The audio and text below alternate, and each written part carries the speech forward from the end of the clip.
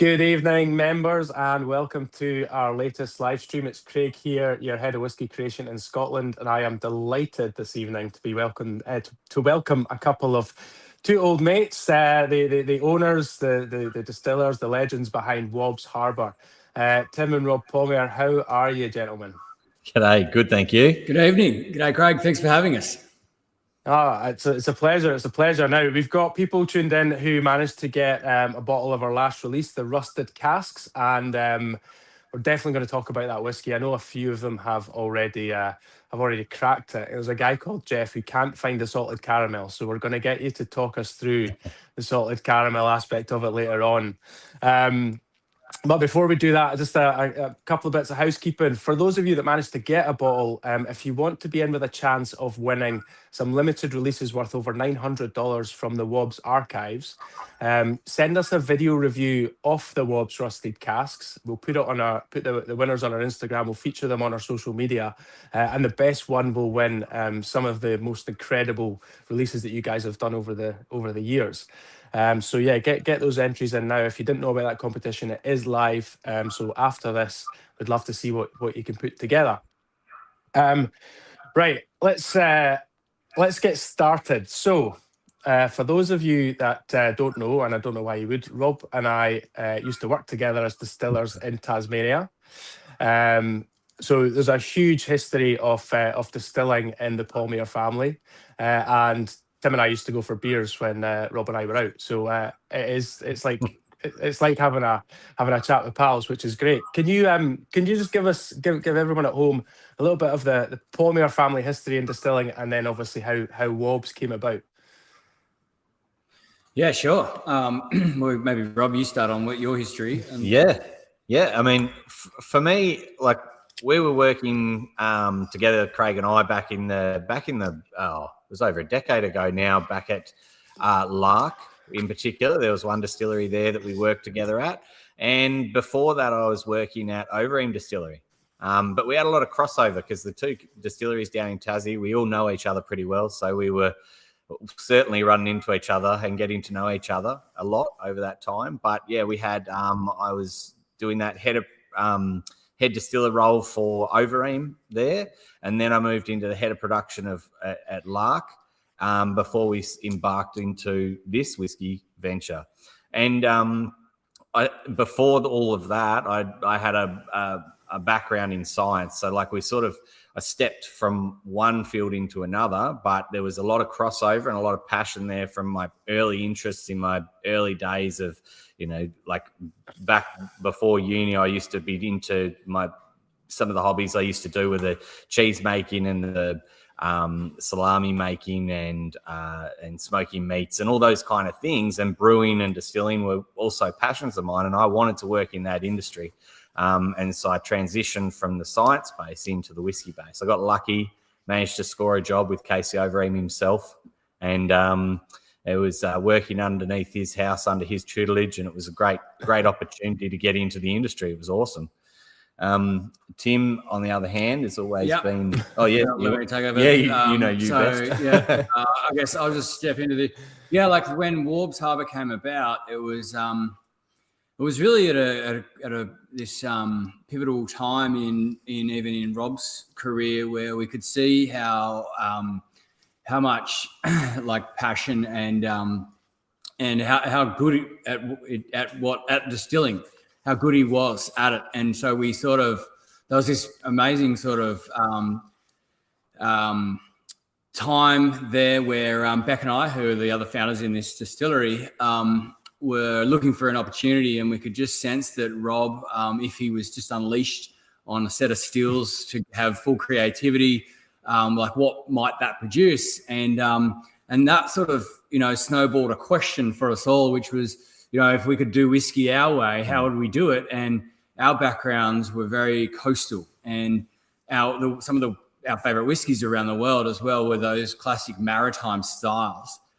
We just weren't really seeing that in Australia, though, and Tasmania. And it was funny because Tasmania especially is surrounded by some of the most, maritime style of environment. And we just thought, what a cool opportunity it would be if we could land ourselves a site where we could properly embrace that Tasmanian maritime climate. So we set out to find that, and we got lucky. Up in the East Coast in Bicheno, which many people might have even been to now. We've been here for best part of 8 or so years, and yeah, we found an old oyster hatchery and abalone farm next door to each other. This beautiful large bit of building, and right on the very wild ocean as well. Like, we're not sort of inland on a lake or a river or something. We are super close. Oh, there we go. Perfect timing. A little picture pops up. We are very much out on the far edge of the east coast of Tasmania. And whilst that picture looks quite nice and calm, it is constantly just being battered by the salty kind of environment, which is kind of the bane of our lives. We're constantly maintaining these buildings, constantly painting stuff, trying not to let the rust disintegrate the place completely, but it's also the very character of what we were after when we went out for that maritime climate. So yeah, that was the intersection between Rob's sort of background, passion, and expertise met a unique style of single malt that kind of has been done for hundreds of years by some of the greats around the world, especially over where you're currently based, Craig, but not so much in Australia. So it was really cool to explore that. And then you jump ahead 8 years, and I'm biased, of course, but I feel like we're producing some of the whiskey that we really set out to. It's exciting times. Yeah, it's fantastic, and I think for me the one of the best things about working with Rob is your attention to detail, but also your knowledge and understanding of your environment. Right, you like to spend a lot of time out in the bush, seeing what's happening. You know what's happening in the seasons. Obviously, at Cambridge, we saw that a lot with the winemaking.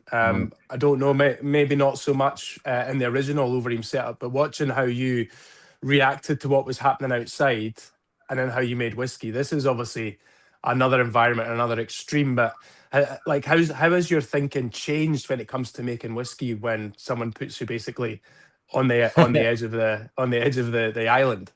Yeah, absolutely. Like, when you work at Overeem, you've got to be fastidious and you've got to be attention to detail, like you said. So the training base and the foundation there is solid. And like Tim was talking about those early distilleries and some of the best Tasmanian distilleries and what they look like, the more the green grass, sandstone type of buildings and such. And the ocean side thing for us is definitely like that. As Tim said, we're on the island state. It's more representative of us and the style that we wanted to create. And I think when you come here, you apply some of those foundations, but you do need to lean into it, because you can't just fight the ocean. It's going to get into the barrels, whether you like it or not. We did a lot of work trying to keep in the conversion of the actual distillery in the oyster factory in particular. All the infrastructure was there, and we had to strip it out. And it was a 6-month conversion, just pulling all that old gear out. There were 10, 20,000 litre tanks full of salt water, the pumps that draw off the ocean, that were like pushing all the water in through the walls. Like, when you looked at that place, you wouldn't see what we saw. It was falling apart almost, because the salt water running down those walls was eating into the brickwork. So we did a great job of, I suppose, learning how to adapt to the environment, that's for sure, and learn what that environment does to whiskey over time. It's been, and I think we've got now a better understanding than day one, definitely. And it was all theoretical, but now we're watching it come through into the finished product. So, it's not just like adding salt water to a whiskey. It's the actual environment, how temperature plays a part, how humidity plays a part, and pressure in particular. And pressure and humidity and temperature are all linked. And what we notice here is in the sort of storm cycles of Tasmania, when a high comes across Australia, it'll kind of typically come across the Bass Strait and kind of whip down the coast, because it's coming into that water body. And as it does, like that northerly pattern, you typically see down here like a northerly sort of rain for maybe 2 or 3 days. And the humidity increases, the pressure considerably drops. increases, but the barrels are trying to equalize with the outside. It's happening very quickly. And you see because of the humidity and temperature as well, the barrels tend to weep, or you see it more anyway because it's not evaporating, but you can see that barrel reacting to that environment. And I was talking about before how the, when in our bond stores, we tried to initially keep a bit of the salt air out. We did a lot of sealing up of the distillery. We put in new flashings. We did everything we could, but it doesn't mean that wind doesn't get through it. So, we are right on the east coast here. There's not much but one little island that shelters us from the storm. And that northerly, when it whips up northerly as the salt spray, it just pulls through everything. So you'll see here, especially because the concrete floors are so salt laden from years of that salt water running over it, that when that storm is coming, you see it get moist, and it's sort of like it's basically wet on the concrete, and rain's coming because the humidity's increasing. You know what's going to happen tomorrow. It's going to rain for sure. So it's been an environment that we've certainly, well, we always loved it, but I think that with the whiskey overlay, I've learnt to appreciate how much it's doing to that barrel.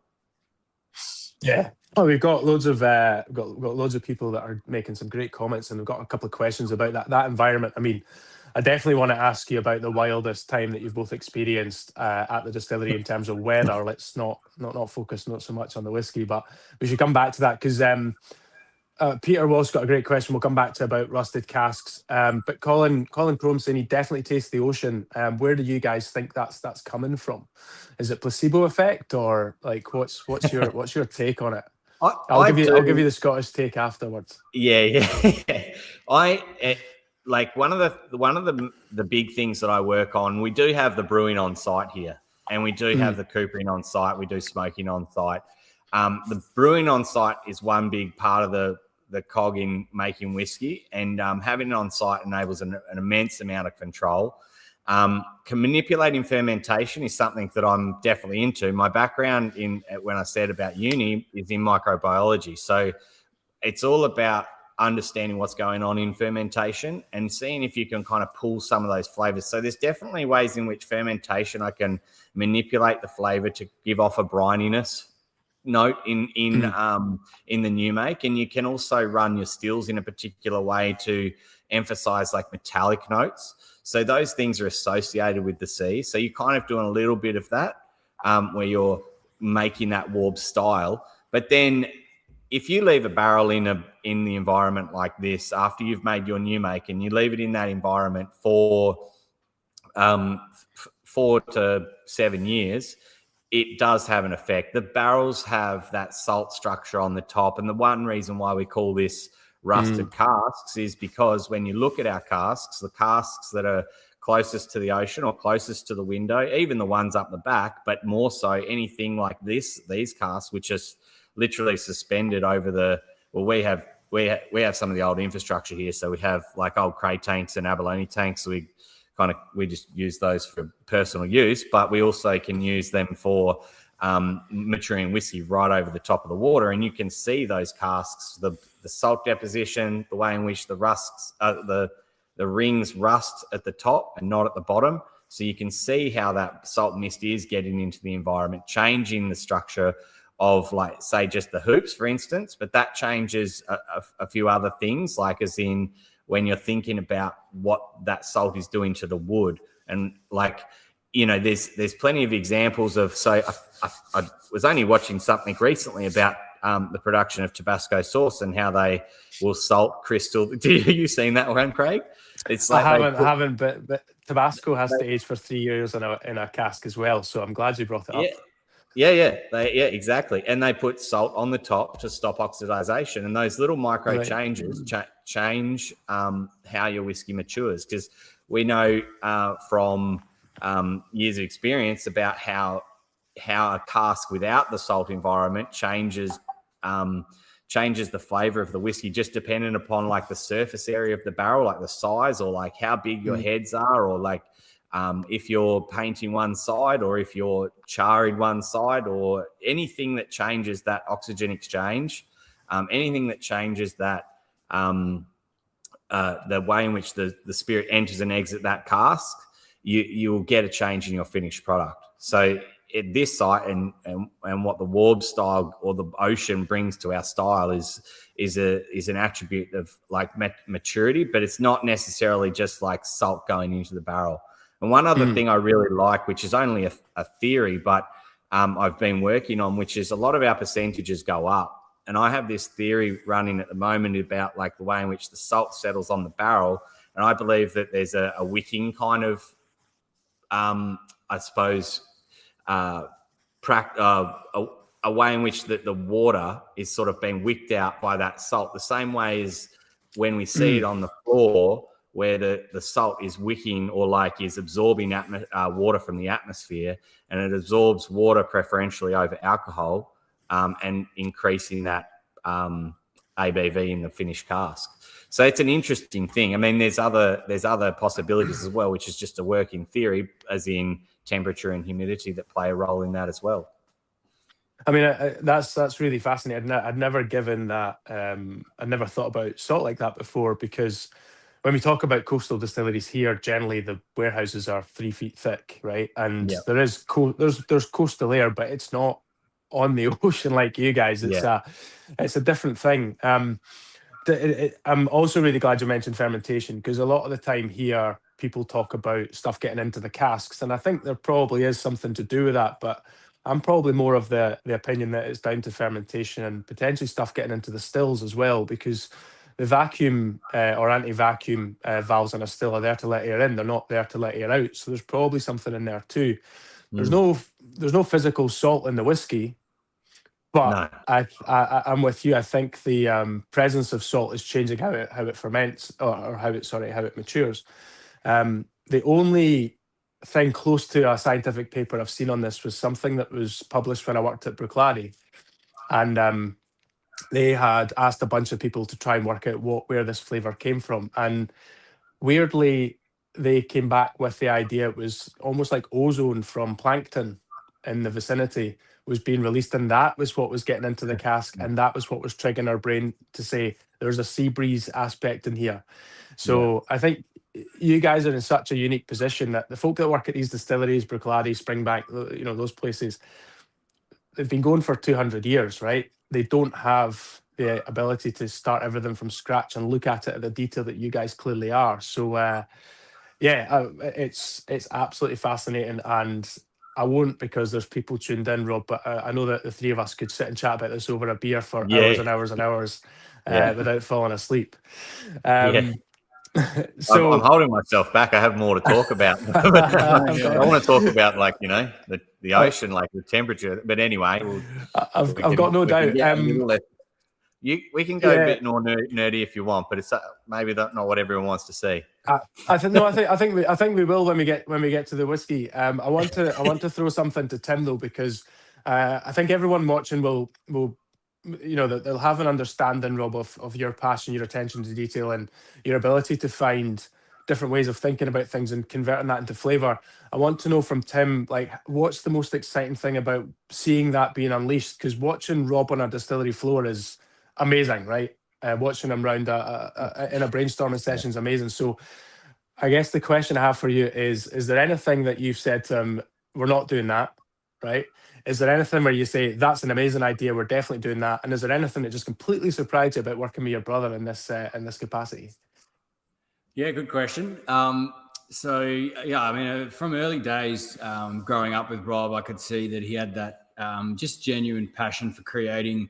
He's like that classic kind of Tasmanian craftsman guy that, he'd be, like you said before, he'd kind of be, growing mushrooms and then making soap and keeping bees, and he'd make a homemade pizza, but he would catch the salmon, smoke it, make the cream cheese for it, and then he'd be kneading the dough and just doing all. He's just like that kind of guy. So it was no surprise when he got into science and then into distilling. It just sort of was a match made in heaven. But yeah, your question sort of said, has there been any surprises along the way, or any? Okay, let me think about that for a sec. Yeah, there's generally actually Rob's ideas are quite good. There's not many that are that I have to filter. The liquid in the glass would back you up on that. Yeah, exactly. Actually, that's he's tenfold stronger in that department than I am, and yeah, everyone around the distillery has got full trust in Rob's ability. We'd actually, Rob holds about 9 out of the 10 votes for when he do a tasting round. But no, it's been really fun. We've got some cool ideas we're working on. They're long-term projects because they're very subtle little changes. And I guess watch this space. I probably shouldn't talk about some of those yet because they're very infant, but they're long-term sort of things. I'd say like one of the key differences, I suppose, working with Tim and where we don't have those like big off the cliff moments because we're brothers.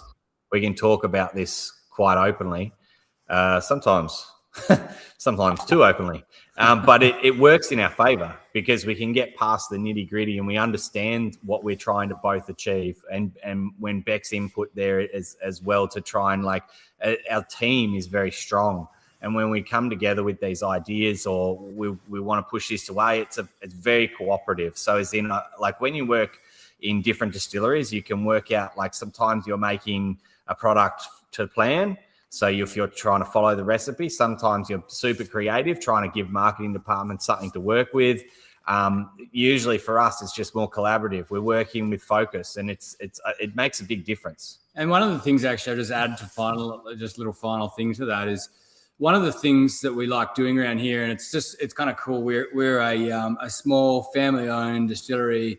We don't sort of have to give the shareholders the answers type of thing, and we genuinely just do what we want.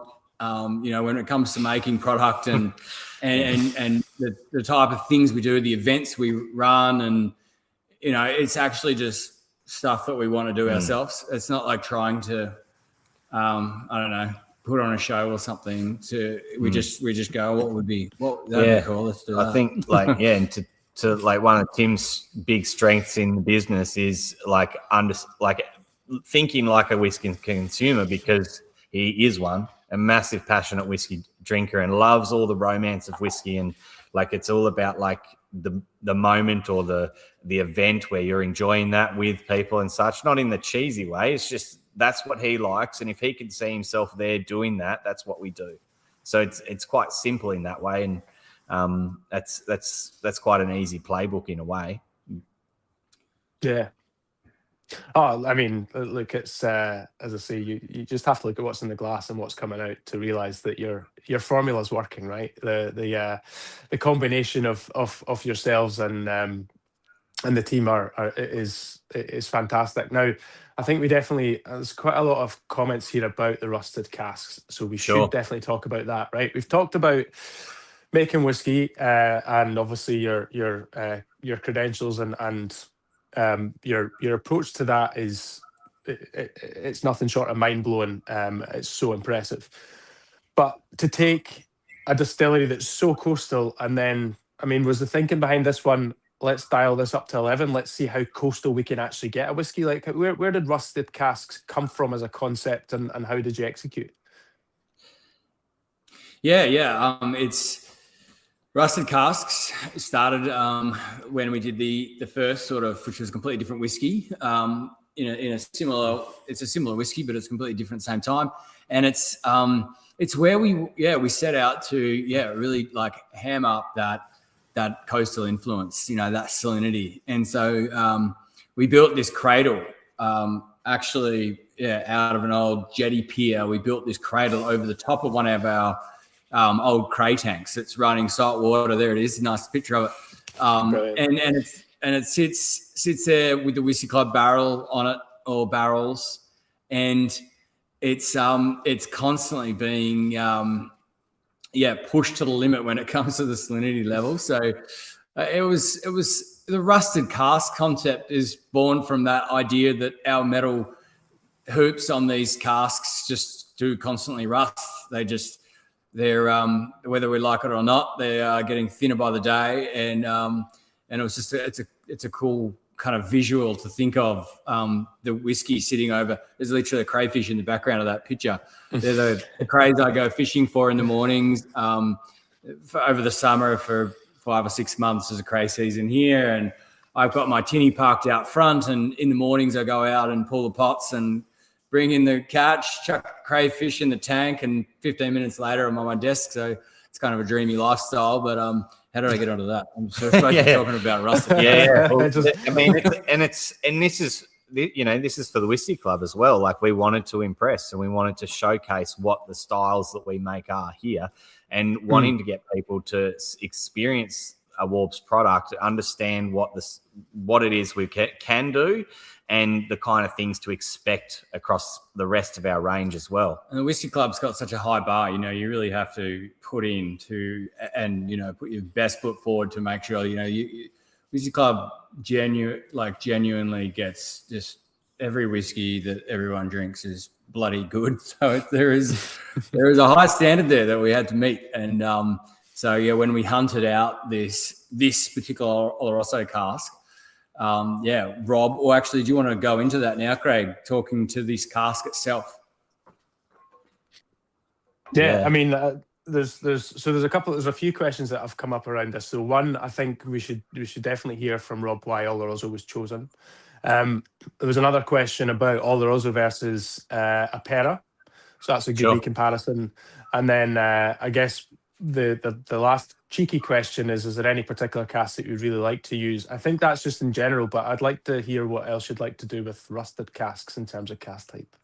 Sure. Yep, absolutely. So, like, the Oloroso is a classic Scottish style whiskey, and we're making a Scottish style single malt just in Australia. So, in essence, like, all of us Tassie guys, well, not all of us actually, I can't say that, but we definitely are, and amongst a good handful of people are doing the old traditional Scottish way. And an Oloroso cask is like a hallmark style for Scotland, and it was our turn to have a go at this style. We haven't released an Oloroso before. This is the perfect excuse to do it, especially for the Whisky Club. So we did it. We thought about how we're going to get these casks and what they kind of deliver, what I've seen in the past, things to work with. And so what I mean by that is I firstly had to find a cask.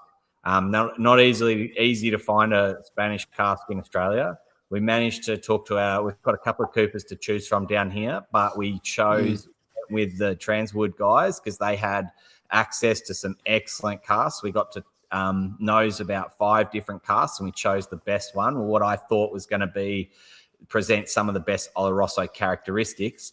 Then I had Laurie in our on-site cooperage. He's our on-site cooper, char it up, and we sat over that barrel and looked at the notes and made sure we were happy with where we're at. We went for like a light shave, try and keep some of that resinous fruit in there.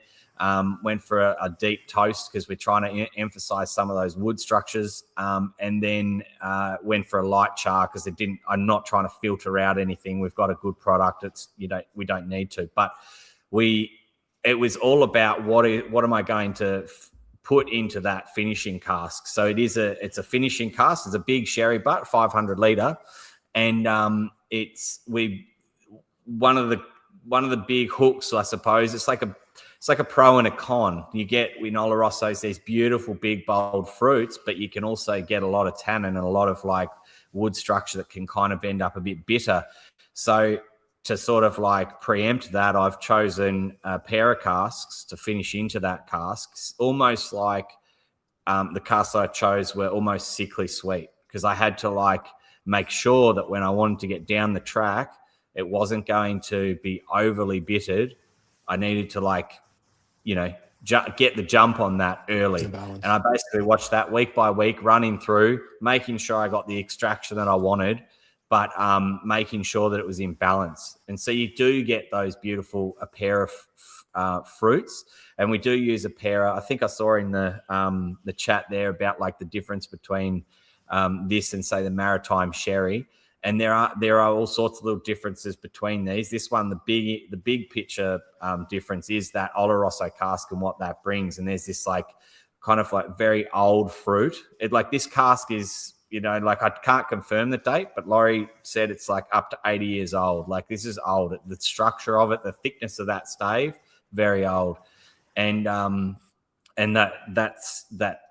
smell on the fire had a real cinnamon. Like, we were looking at some of those like real deep fruits as well. And I was working with that, trying to get that in balance with those really, the Apera brings an apple cream that I really love in a lot of our whiskey. And then like to that, going back to that early salted caramel characteristic, that's a characteristic we see in the initial malt. Like when we're taking it off the still, you will see that salted caramel there. But you can also look at some of the wood structure to emphasize the caramel component. So like this whiskey does have a lot of richness. There is a lot of wood sugars there. So I often think about some of those more like brown sugar, for instance, or treacle, but it's not quite treacle. That's more of a brown sugar in this one. But it's supported by the fruits, like those rich, almost plum type sultanas and things like that. And I think of like there's this like wood. It's never a good characteristic when I describe it like this, but a bit of a like old oak or like wood polish kind of like there's something about it that's like a bit church pew, which is a pretty weird smell, but someone out there will understand. But there's a lot of oak structure from those really old barrels, and that's the beauty of this, that I was able to balance that, get that richness and that depth, and without overbalancing it one way or the other. I think it's also worth to note, just because I saw Craig, someone's comment just pop up about the salt itself. Like, we often talk about salinity and salt, and sometimes salted caramel or salt itself, it's not about salt and whiskey necessarily. It's more about how salt is used as seasoning as a way to enhance flavor. Just like in cocktail making, using saline solution spray to enhance flavors in the cocktail. And just like when you're roasting vegetables, we're not after salty sweet potato. What we're doing is enhancing flavors within the vegetables. So it's about what it changes in the flavor profile rather than whiskey with salty kind of taste. Especially just to add to that is like the way in which salt and sweet work together, and how like when if something's really overly sweet and you add that bit of salt and you can kind of cut through the sweetness, there's a beautiful thing in whiskey that seems to happen, which is you can increase depth and flavor without being overly sickly sweet, because that's one issue, especially when you're using high fortified barrels. Yeah, it's all about balance. I mean, again, to jump into the weeds, there's physically no sugar in whiskey, and there's physically no salt in whiskey, but there are aroma and flavor compounds created throughout the whole process, whether that is through your fermentation, your ingredients, your fermentation, your distillation, your maturation, and those are given off the same aroma and flavor compounds that trigger things that sweet things trigger in our brain, right? So back to Stephen's point earlier, I think it was Stephen, they are all technically placebos, but your brain is perceiving them in such a way that you're going, that reminds me of that memory, right? And it takes me to that place. And I think one of the things that I love about whiskey in general, but also about this particular release and about Waubs Harbour in general, is you smell and you taste that whiskey and it takes you straight to Bishan. It takes you straight to the place where it's from, which is something that some distilleries do really, really well, and other distilleries not so much. So I think that's a huge it's a huge achievement for what you guys have managed to put together over the last few years. Now we are coming to the end of our time together, sadly. There's a couple of things we'll just remind everyone that's watching that has a bottle. If you send us your video review, there's a chance of winning some incredible Waubs Harbour limited releases. Also, if anyone's tuning in from Sydney, there is an in-person event coming up. I think it's the 7th of May, but we're just putting the final touches on exactly where that's going to be. But watch out for that, and you can try the whiskey with the guys in person. You guys are both going to be there, is that right? Well, our good Ben Cook is definitely going to be there. All right, cool. So we've Yes. got one of the Waubs team, which is fantastic. And the competition winner tonight for the best question is Scott Kelso. He gets May's Whiskey of the Month on us. But yeah, I mean, Tim, Rob, this has been a delight. I know we could have chatted for a lot longer about Waubs, about the rusted casks. For those tuning in, if there's anything you want to see from the guys, drop them in the comments and we'll get them through to the team. But yeah, from myself, from all the members tuned in, and the whole team at the Whisky Club, it's a real pleasure to chat to you guys. And I hope the rest of your night's not as stormy as you were making out earlier on. Thanks so much for having us, guys. It's been a real pleasure creating this for the Whisky Club, and we're super proud of it. And just a bit nosing it. I've hardly even had a chance to sip it. I've been doing too much talking, but just nosing it over the last half an hour. It's just, yeah, it's been a real honor. So thanks for having us. Pleasure. All right. We'll see you next time I'm down, gents, and get your backsides across to Scotland as soon as you can. All right. Yeah, absolutely. Sounds good. All right. Cheers. Thanks, everyone. Cheers.